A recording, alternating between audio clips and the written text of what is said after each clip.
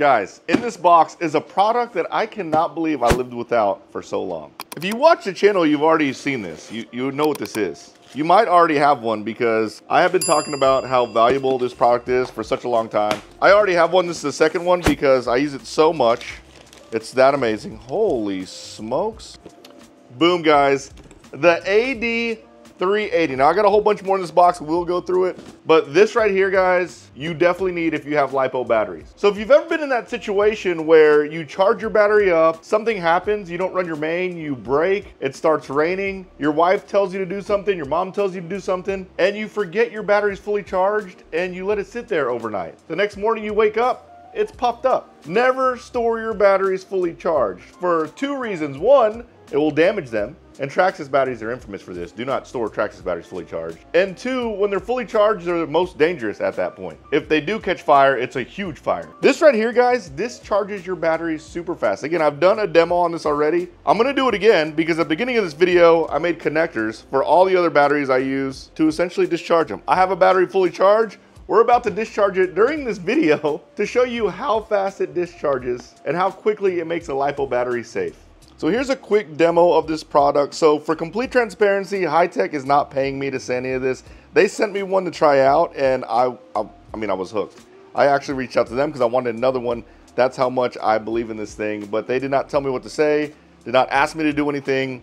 Literally just doing it because I think it's awesome. Here is the AD380. It's standalone. There's no like plugs or anything that you plug in. Here is a fully charged battery. This is a fully charged Spectrum 5003S. Plug it in here and you'll be able to see it is 100% charged there. Basically, you get the connector. I made this connector recently, actually at the beginning of this video. You plug it in, hook it up here. Little screen pops up. There's where the volts are, 12.57. I'm going to set the cutoff voltage to 11.0. How about that? So basically, the cutoff voltage is similar to the cutoff voltage on what your ESC would be. So we set it to 11. We'll do the discharge time to 5 minutes. And then discharge rate, it will discharge up to 40 amps. Now, the first time I did 40 amps, the connector got really hot. Like, I think that's just too much. We're going to discharge it at 20 amps. I think that's the sweet spot. So basically, fully charged battery. We're going to start this up and then continue with the video so you guys can see how quick it discharges a battery, how quick it makes a battery safe. Push and hold. And it's off, discharging at 20 amps. All right, let's set it aside. All right, let's see what else Hitec sent me. This is gonna be an unboxing video, guys. I have so many packages I need to open up. It's pretty freaking ridiculous. We gotta catch up. So let's take everything out and then we'll look at everything one by one. Looks like they sent me a cool wide range of servos. This is a D954SW. The specs look pretty good on this, 333 ounces at 0.15 seconds at 6 volts. I use 6 volts as a baseline because that's what most standard ESCs put out for your BEC. This kind of reminds me of like the old Hitec, what was it, the 5955 or 7955, one of those numbers, but these specs look exactly like what we used to run back in the day.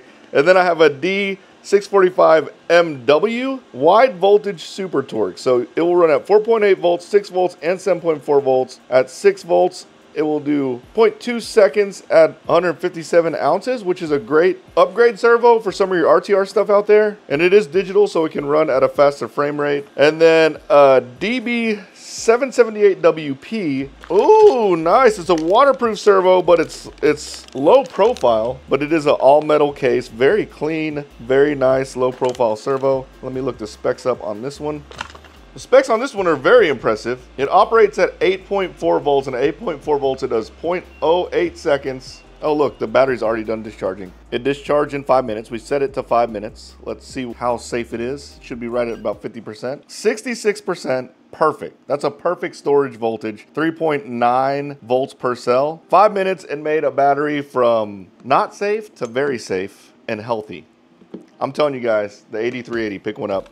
But back to this servo, 283 ounces at 8.4 volts, 0.08 seconds. Very, very cool. And then the DB950SW. Wow, this servo's impressive. It has a wide voltage range, so it will do from 4.8 to 7.4 volts.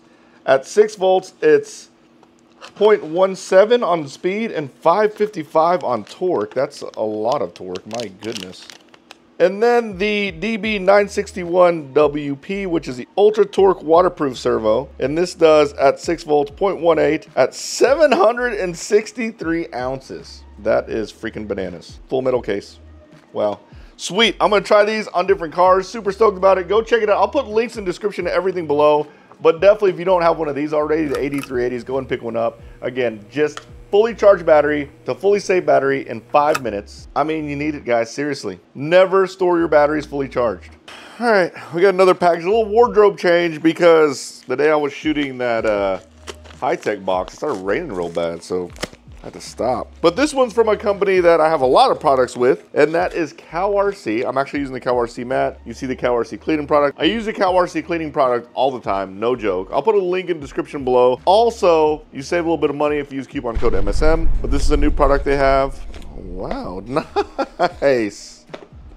Holy crap, they give me a whole bunch. I love how CowRC does that. They know that I like multiples of fun stuff, but this is an all-perspective induction headlamp, rechargeable USB, and sensor. Oh, nice. Whoa, that's bright. It's a sensor.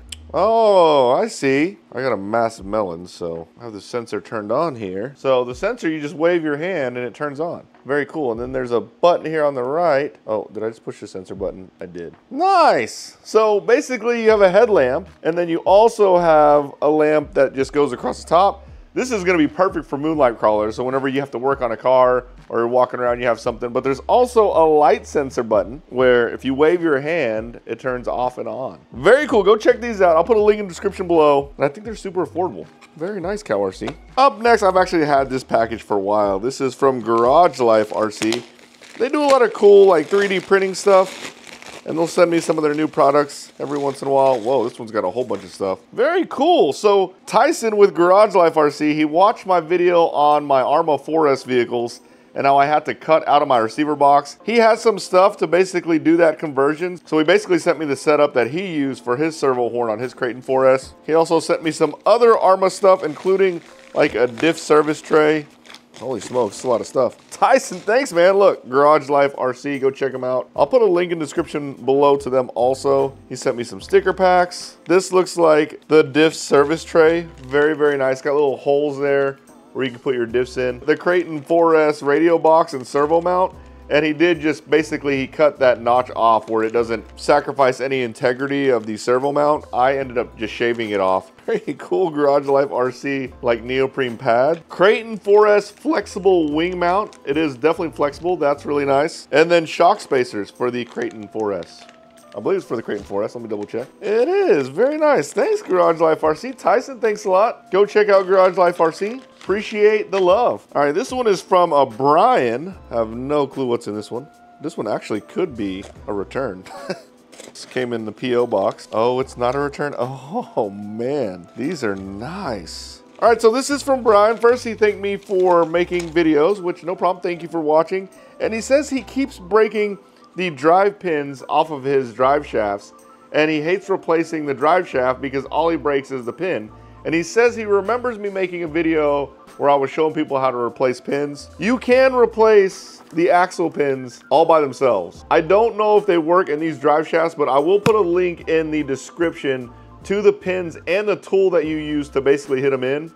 But they do just shove in there. So basically they're just forced in there, pressed in there, and the pins are in there, and then you can replace the pins whenever you need to. I believe the pins that we were using were the Mugen pins. I'll put a link in the description for you, Brian, anyways. But he did send me some spare parts that he's never gonna use. It looks like an X-Max 46 tooth spur, which is nice. A 23 tooth Mod 1 pinion. Oh, and then Limitless V2 front chassis brace. 2 of them. I have a Limitless V2. Very nice, thank you so much. Brian, I'll put a link in the description to those parts that you need. But yes, you can replace the pins, the drive pins. We do it in racing all the time. Actually, I don't personally do it. I just replace the drive shaft, but I know people replace those pins all the time. They should work on this Traxxas axle, but nonetheless, finally caught up on unboxings.